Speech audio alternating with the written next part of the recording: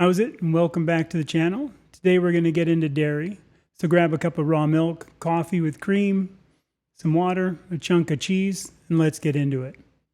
First off, dairy does have a lot of essential nutrients. It has calcium, vitamin D, vitamin B12, phosphorus, potassium, and of course protein.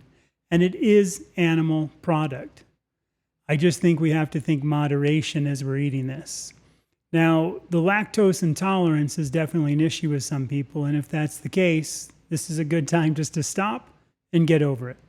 Well, some might say almond milk or other plant-based garbage. Well, that's not part of carnivore, and we're not going to get into that because it's not dairy.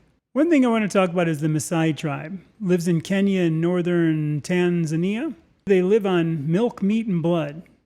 Around 2/3 of their diet comes from fat. As we know, studies have shown them to be a very healthy group. Now, this also challenges the conventional belief that a diverse diet is essential for optimum health. I had a good laugh at an article I read from Science News, and I'll have a link for it down below, that said nomadic people's good health baffles scientists. And the fact that scientists are baffled by good health over eating what basically we should be eating, something we carnivores already know and have experienced ourselves living this way. Now, many studies push a narrative. We need fiber, we need vegetables, we need the grains, we need this, we need the rainbow, etc. So some of these studies too on the dairy, I have to sometimes kind of wonder, how influenced are they? Well, I found an article, and again, I'll link it below, that did have a conflict of interest in dairy research and funding, and I found it interesting that they actually posted about that. Let's talk about the dairy a little bit and what I like.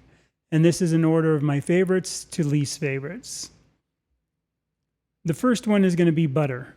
It has to be grass-fed in my opinion, high quality, and the milk solids in butter is small. It's usually 1% to 2%, so that's not ever going to be an issue for you if you're eating butter.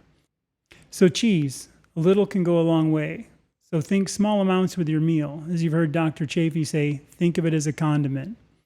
Now the harder cheeses, like block cheeses, like Parmesan and other, are much better for you because they have less lactose in it than softer cheeses. The one thing to avoid is this pre-shredded cheese. It has cellulose in it, which is basically wood pulp or cotton, and it's not digestible by humans. So just buy some cheese, shred it yourself, slice it yourself. That's the best way to go. The next one, we have cream. I think cream in coffee is probably the most common use. And I know many love it in coffee. And I used to when I drank coffee, especially in espresso where I'd add a little bit. Carnivore ice cream, I do think, is one that can quickly spiral out of hand.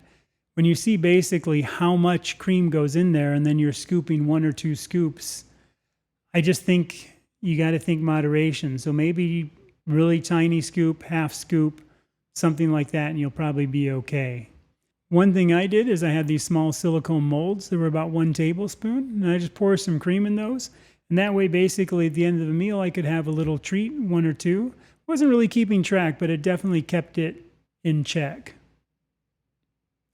One thing to remember, too, is most creams in stores have thickening agents, stabilizers, so they're going to be going through processing and everything else. So read the labels.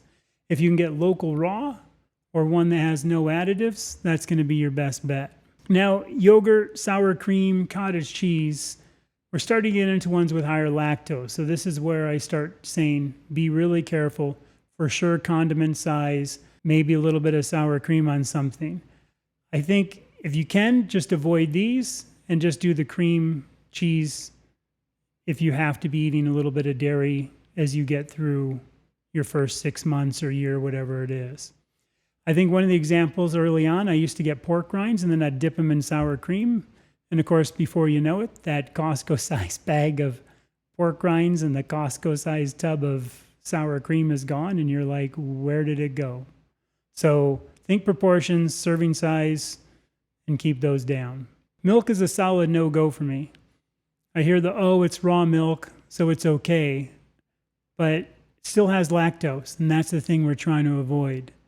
So I would say, let's avoid the milk completely. So what does this mean for you? Might depend on how far you are into the carnivore journey.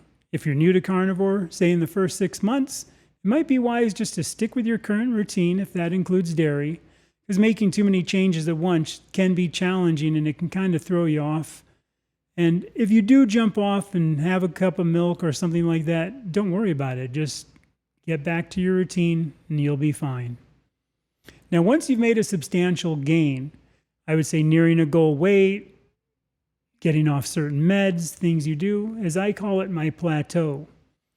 I would say take a break from dairy and do this for 3 months. Now, this extended time of 3 months is like the coffee video that I had where I mentioned the same thing.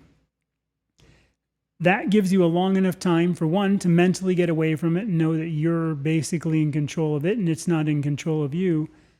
And I think it just gives you a better assessment. I noticed that. I just could really tell the differences after that long break.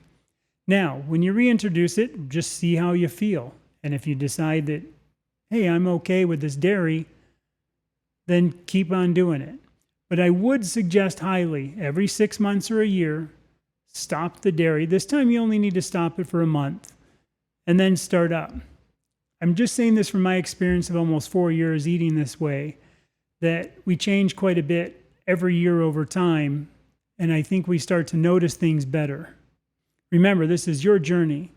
It's about discovering what works best for you and your body. The carnivore way of eating has totally changed my life, more than I could ever say.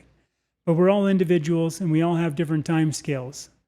My plateau is about 1.5 years. Some people's less and some is more. I think along that way, it's important just to test these things, experiment, and again, find what works best for you. I hope you found this video enjoyable and helpful. If you did, please show your support by hitting that like button, posting a comment, and subscribing if you haven't already. Ahoy ho.